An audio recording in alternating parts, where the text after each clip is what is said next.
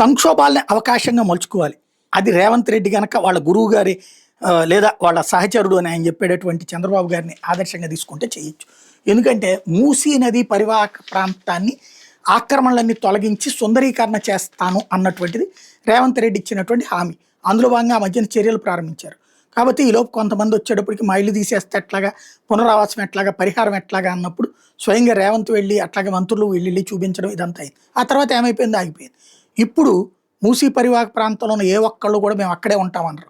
ఇప్పుడు తాజాగా ఏకంగా ఎంజీబీఎస్ఏ మునిగిపోవడం, అట్లాగే చాదర్ఘాట్ రూట్లని బ్లాక్ అయిపోవడం, చివరికి బస్టాండ్లో ఉన్న బస్సులన్నీ వచ్చేసేసి చౌటప్పల దాకా ట్రాఫిక్ జాములు అయిపోయేటటువంటి పరిస్థితి వచ్చిందంటే, ప్లస్ అక్కడ ఉన్నటువంటి ఆ మూసీ నదీ పరివాహక ప్రాంతంలో అక్రమంగా ఆక్రమించుకున్న ఇళ్ళన్నీ మునగడం వల్ల వాళ్ళకి ఇప్పుడు పునరావాసం ఇస్తానంటే హ్యాపీగా వెళ్ళిపోతారు. వాళ్ళకి ఆ విధమైనటువంటి ఏర్పాట్లు చేసి తక్షణం దీన్ని వినియోగించుకోవచ్చు. అదే సందర్భంలో హైదరాబాద్కి సంబంధించినటువంటి ప్రణాళికని ఇప్పుడు వేగంగా సక్సెస్ చేసుకోవడానికి అవకాశం ఉంటుంది. ఇదే టైం.